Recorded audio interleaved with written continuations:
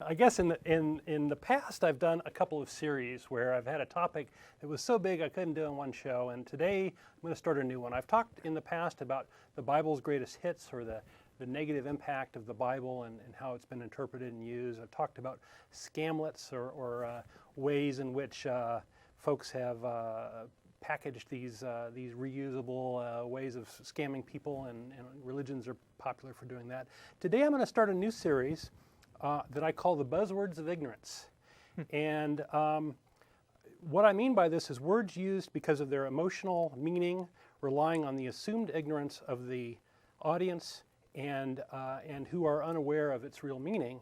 And these are words that are most often used in propaganda. These propaganda words is really what we're talking about.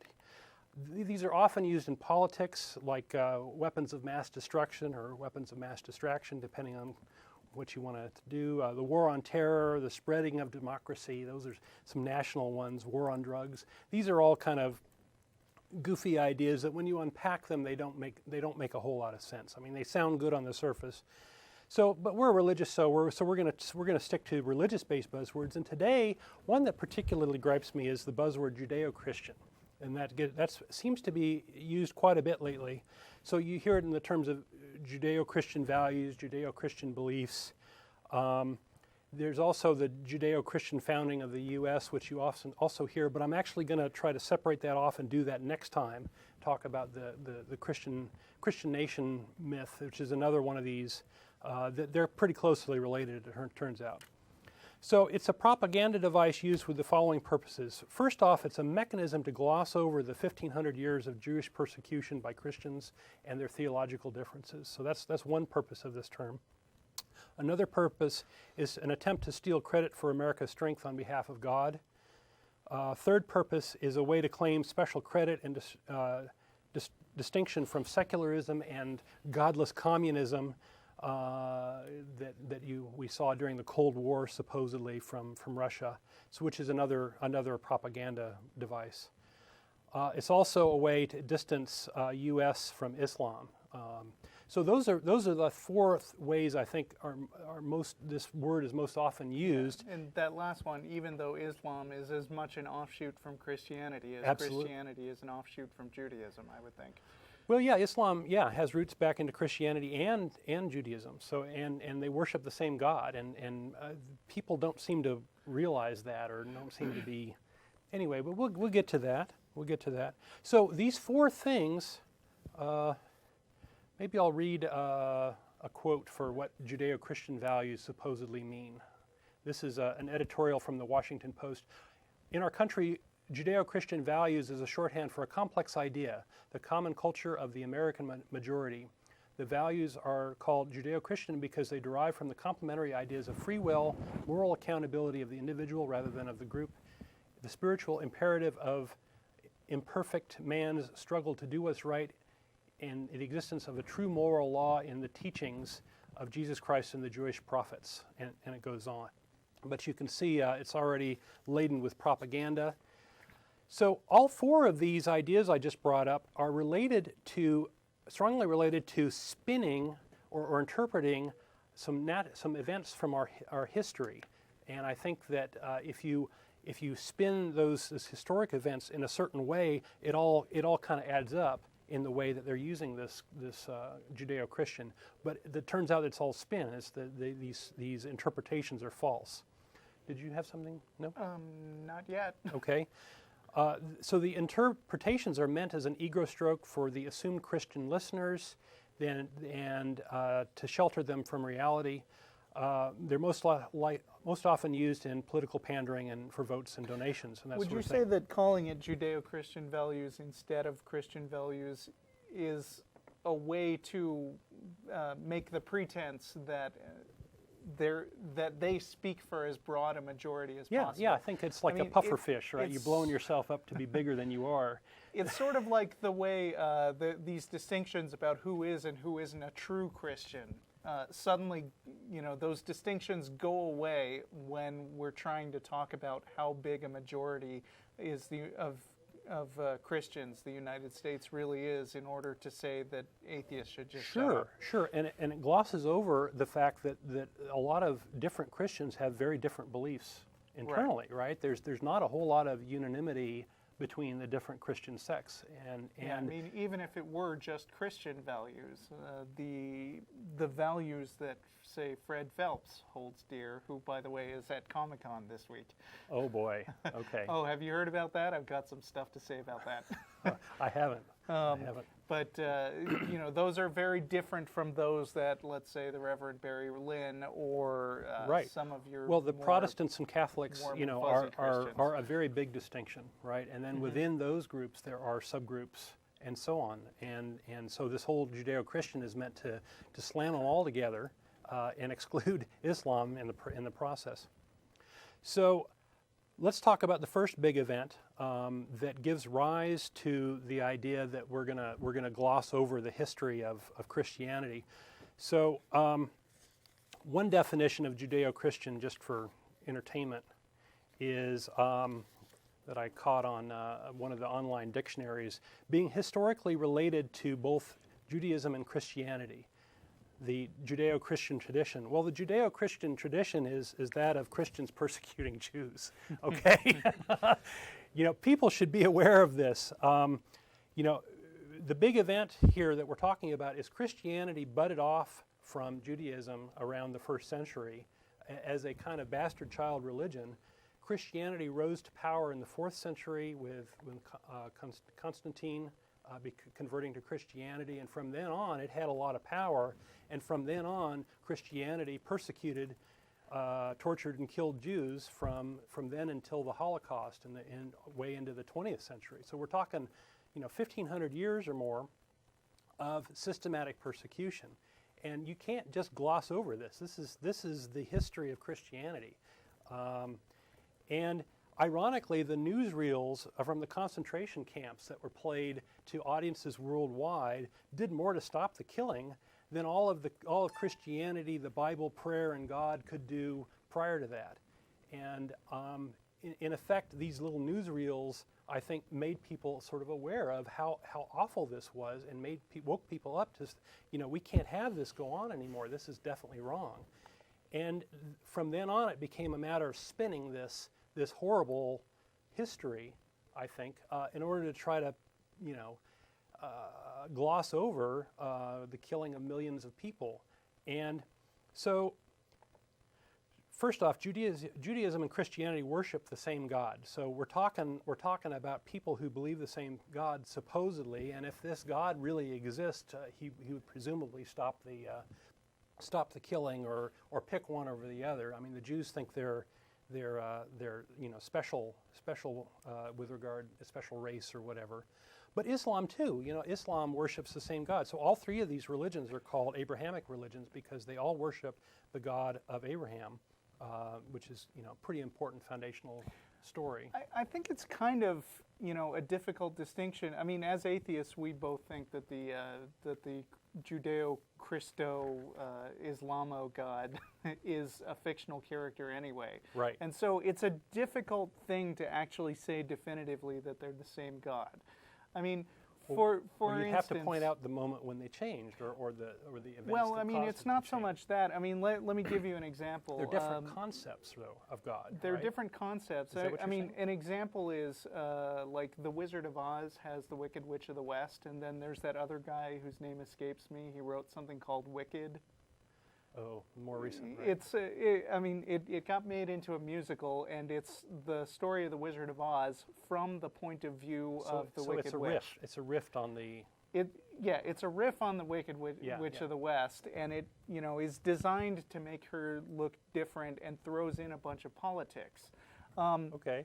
But Well, I've always this sounds felt like the gospel according to Judas. You know. where Sure, something if you like throw that. in, you know, it's a very different spin on what happened there. Yeah, but I mean, one of the things, and I'm going to confess, I've never read the book, never seen the musical. I know a bunch of people who've recommended it to me, but the concept of it always irritated me slightly because when I hear about some of the things that happen in the book, you know, I was an Oz nerd when I was a kid, among many other kinds of nerd. Okay. And some of the things that the Wicked Witch was portrayed as doing didn't square with the facts that were stated in the Oz books. And so I felt like it was not appropriate to refer to this Wicked Witch as the same character. It was, at best, a character who was based on something written by Frank Baum. I would kind of say the same thing about the God of Islam. I mean, you know, they have the same inspirational source material, let's say. And you know, they're called by the same names. They have some of the same superpowers, right? Yeah. But I'm not sure that I could, in good conscience, refer to them as exactly the same character. And of course, this is a problem. Making a literary criticism argument here. Well, I am kind of. But the thing is, theologically, that's the only thing. But the thing is, theologically, there's no basis for any of that crap. That's right. The problem with arguing theology, is that if you start to argue on their own terms about what God is really like, you're fighting on quicksand. It makes no sense, because there isn't any real God. And the reason that there are all these rifts and sects and splits and splinter religions is because there's actually nothing solid that it's based on. Yeah. You can't say that's the simplest explanation. God for is all of actually, this. Right. you know, just the Old Testament one, and the New Testament stuff didn't happen, because the Old Testament stuff didn't happen either. Yeah. Yeah. You know? Yeah. Yeah. No, I'm with you 100%. So that's a good point. So, you know, maybe this judeo-christian term has something to do with, you know, we like our stories a little better, or these stories sync up a little bit better than Islam's version. I think more honestly, though, I think that Americans are generally pretty ignorant of Islam, and Sure. so Americans are generally pretty ignorant of pretty ignorant Christianity. in general, right? Well, that too, but I think that it's hard to embrace another giant religion as part of this union if you don't know much about it, right? It's easy to be afraid of it and these sorts of things. So we have this history, the long history of persecution, which certainly is the first thing I think of when I hear Judeo-Christian. You know, does that mean that, you know, we're gonna persecute the first word in the hyphenated thing, and the second group wins out? Is that what that means? But there are also big theological differences between the two. For example, the nature of God is very different. Judaism doesn't believe that Jesus is anything special. The relationship between God and the individual, those things are very different between Christianity and Judaism. The origin and punishment of sin, the relative significance of piety versus deeds, the worthiness and redemption of non-believers, souls, heaven, hell, the purpose of prayer, the concern for physical versus moral well-being of others, and the concept of the Messiah. So all of these things are very different, and these are big differences between those two theologically. There are many political differences as well. Reform Judaism has come out in favor of the women's rights to choose an abortion, gay marriage, opposition against elevating property rights above civil rights, opposition to government censorship of the internet. A lot of these culture war things, Reform Judaism is on a very different side than conservative Christianity. And so it doesn't make a whole lot of sense to lump them together. Much of the persecution and differences and so on between the two religions is based on some words in the New Testament, let the blood be on our hands, where supposedly the Jews in this New Testament story of Pontius Pilate and all that were supposedly blamed for all eternity for the killing of Jesus, but the killing of Jesus supposedly gives Christians, you know, their trip to heaven. So maybe it's a good thing. I don't know. I'm kind of confused. Why kill Jews for giving you perpetual orgasm? I don't get it. Anyway, the real reason is that. I mean. Well, the real reason it was a propaganda thing. It's a propaganda thing, right? It's having an enemy, and having an enemy makes you more powerful. And then in this weird thing where we've spun Judeo-Christian to include Jews, now you have to find a new enemy, and the new enemy is gays, I believe. I think the gays are the new Jews. in playing this role. And so the spin is really sort of playing up Christians who have helped Jews in the Holocaust. They're downplaying the Vatican's role in the Holocaust and in Christian persecution throughout history. They're downplaying Martin Luther's anti-Semitism and how that played into the Holocaust. They're playing up the U.S.'s role against Hitler in the war, claiming that somehow Hitler's side had nothing to do with religion when it was all about religion, and the U.S. was the savior, as was the Jesus character coming in to fix everything. So the spin result here is like you talked about earlier, is that we got a bigger tent, right? We can claim under this term Judeo-Christian that we're uniting Jews and Catholics and Protestants and all these other sects under a different thing, and we're hiding all the differences between these different groups. The next big event coming up was the founding of the U.S., and I want to spend a lot more time next time talking about this, but many people came to the United States, to the new America, fleeing religious persecution, which happened to be persecution by Christians of other Christians generally.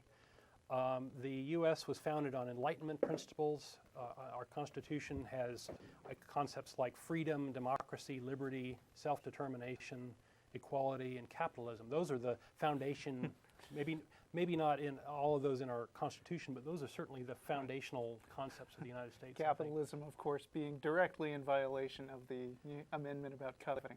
Absolutely, yeah. So that was one of my points, is it goes against coveting and against money changing, right? Which both are frowned upon in the Bible. There's no democracy mentioned in the Bible. In fact, the whole concept of the Bible is that God chooses the leaders and you follow whoever those leaders happen to be. And you follow God. The U.S. was founded as a secular nation with religious freedom and government staying out of religion, and it was enshrined in our First Amendment. That's a very important concept. Freedom and liberty are foreign to the Bible. It's basically obey God or else, and you're not free, and you're going to get tortured for whatever happens. If you're bad, and you're going to go to heaven if you're good. So, but self-determination and free thought are Enlightenment ideas that have been embraced by atheists. So it's odd to claim credit for liberty based on biblical principles. It makes no sense to me. And so what we see here is we're seeing from the spin, we're seeing a stealing of credit for the U.S.'s successes for God. And in reality, what happened in World War II, for example, was we were not devastated by World War II. I mean, we fought abroad, and our country wasn't destroyed. Whereas a lot of other countries like Japan and Germany and all of Europe were pretty much leveled during the war, and they had to rebuild. And in a sense, that gave us a big boost after World War II, and we sort of leapfrogged at that point. And that's the real reason why the U.S. is a superpower, not God. There's another part of the spin is they're using religious quotations to play up the America's founding and religion in America from those in power, and they're claiming that because this person issued this mentioned God here, there must have been God must have made America great because God was mentioned here and there, and it's really kind of a lame argument, I think. Another thing you see with Judeo-Christian is they redefine liberty, and it's just amazing to me. And they don't mean liberty in the form of, you're autonomous and you take responsibility for yourself. What it means is it's you obey God. And it's this very weird, completely turning the meaning on its ear. And every time you see liberty mentioned in this Judeo-Christian propaganda, that's what they're doing. Well, I've often gotten the sense that when religious conservatives talk about, well, why did we get attacked by Islamic terrorists? Well, it's because they hate our freedom. Yeah. When they say that, I don't feel like there's this deep comprehension of what they actually mean by freedom in that. It's more of like, they hate our good thing.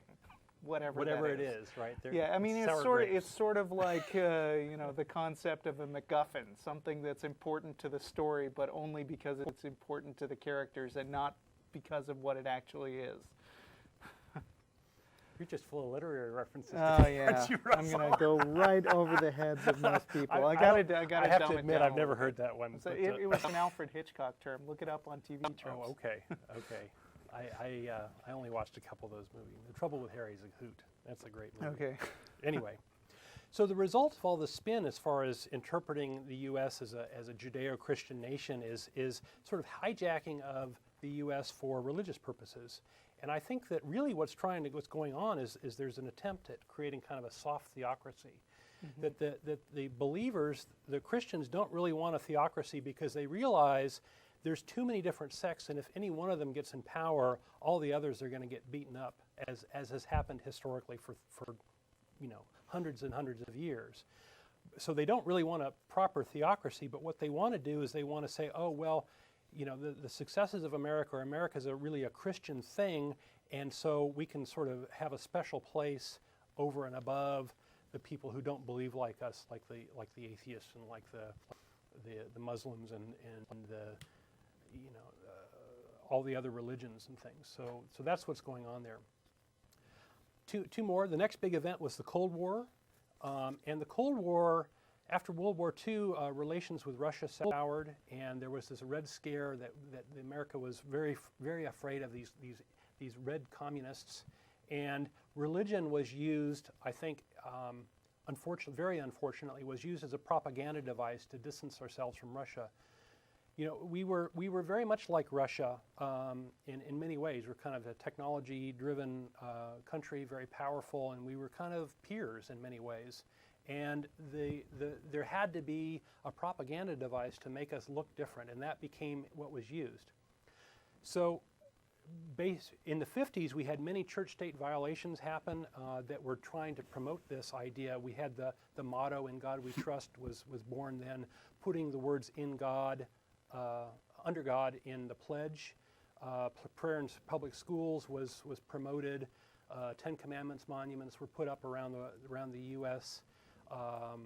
There was religious references in government ceremonies, starting primarily with Eisenhower and going on until the Reagan years.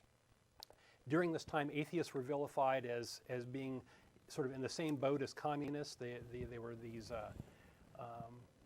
godless communists were over there. Not just then, we still get that. We still get a lot of that, but it was especially bad in the 50s. And a lot of atheists, I think, abandoned the term atheist and became, many of them turned into humanists. Yeah, that was, I don't know, the communist epithet in general seems to have made a resurgence in the last few years. Well, it seems to come and go, doesn't it? But atheism and communism have nothing to do with each other. Right. Atheism exactly. is about a belief in God, and communism is sort of how you a certain way of running a society, and they don't have anything to do with each other. So all of this culminated in the breakup of the USSR during the Reagan years, and Reagan really pushed these sorts of ideas. So we're more like Russia than we care to admit. Playing up religion was a propaganda device, and it caused a lot of harm to the Constitution. It really sabotaged the church-state separation idea enshrined in the First Amendment of the Constitution. The vilification of atheists who had contributed a lot, such as Alan Turing and Einstein, had contributed a lot during the war. The things that these people did were not even recognized properly, I don't think, as having come from atheists. So the spin, we have a puffing up over the religious influence of the U.S. and claiming superiority of God belief, and those are some of the spin things. And what we see out of this is that we see the religions taking the opportunity to try to co-opt the government to promote Christian ideas and Christian values. I think that's what we see out of that. The last big event I wanted to mention, and then we'll take some callers soon. So guys, you got the number up already? That's good. The last big event is really kind of a series of things having to do with the Middle East. So I've labeled it Middle East tensions. So we have the founding of the State of Israel in the 60s. We have the notion of Zionism, of the Jewish nationalism, of Jews wanting to have their own nation, which is not a terrible thing. We have a rekindling of the Abrahamic covenant ideas that God supposedly gave the Jews this land. and it was sort of all theirs. But this land was taken from Palestinian natives, so that caused a lot of tension. We have a lot of Islamic frustration with the U.S. involvement in the Middle East for reasons of oil and because of our relationship with Israel. We're kind of Israel's big brother. And, you know, a lot of this has come to the head in the 9/11 attacks, right? Mm-hmm. So the point here is that Muslims worship the same God as the Christians and the Jews, and Islam and Judaism has traditionally had few disagreements until more recently, until the founding of the State of Israel. And so, for example, some of the food laws are very similar and a similar theology. And the differences are actually more stark between Christianity and Judaism and Islam and Christianity. So Christianity is kind of the outlier as far as a lot of these beliefs. The Abrahamic covenant is a joke. If you go back and try to look it up in the Bible, there's a claim from God that Israel shall rule this land forever, you know, and that just didn't happen, right? So the fact that you go back there is not a fulfillment in any way of the covenant. Right, but I think an important point here is that a lot of fundamentalist Christians, especially the ones who are politically active, think there is. So, oh yeah. So I mean, they actually, I've heard a lot of discussion about how fundamentalist Christians think it's important to prop up the State of Israel because of the vital role that it plays in the in the apocalypse that they're all hoping will come and, rapture them up like in Left Behind. Yeah, and it's kind of it's called Christian Zionism. It's rather twisted. It's kind of creepy because I know fewer Jews who are gung-ho about Israel than I do Christians. Yes, yes. And I see this as kind of the Christians, the Christian Zionists, which is kind of a subgroup, if you will, of Christians here in the U.S., and Israel kind of using each other, right? The Christian Zionists say they want to have their biblical prophecy crap, and they believe that certain things have to happen in the Middle East before they can go and be raptured up to heaven and the second coming and all that crap. And it's really kind of a very twisted, creepy, misanthropic sort of belief, I think, because during this rapturing, most of the Jews and most of the non-Christians are going to get killed as part of this, and go to hell where they'll be tortured forever. Yeah, I mean, they're not saved. Hooray for Jesus, right? But so the Christians are sort of using the Jews in this respect, and that they want these events to try to play out in their fantasy world. But Israel is kind of using U.S. Christians, in order to further public aid or further foreign aid to Israel. Right. So this is a very sick sort of relationship, I think. And of course, the U.S. is in the Middle East because of oil, which is really not a religious thing. Right? It all has to do with about our love affair with cars, and our hungry industry needing oil. And many complaints that the Middle East, especially Islamic countries, have against the U.S. are valid. We have been very heavy-handed with our foreign policy, and a lot of things we've done over there are pretty reprehensible, at least to me. Not all of them, but I think that there's some validity to these complaints, and not that flying a plane into a building is the way to deal with those. But so there's a claim that Islam is somehow different, but that's not really true. So that's one of the spins that we see out of this. We see spin as treating the U.S. involvement in the Middle East as some sort of mandate from God, as ordained, and not really caring about people in the Middle East as people and as sovereign nations and these sorts of things. We see a lot of that. And this has led to a kind of a form of Christian imperialism, which has been kind of lumped under the phrase of U.S. exceptionalism, which is this idea that the U.S., because of its association with God or whatever, we can go do anything we want, and to hell with everybody else, and we're just going to go and steal oil or do whatever we need to do, and God's on our side. And it's very much like the Gott mit uns from the Hitler era of God's on our side, screw you, we're gonna trample on you.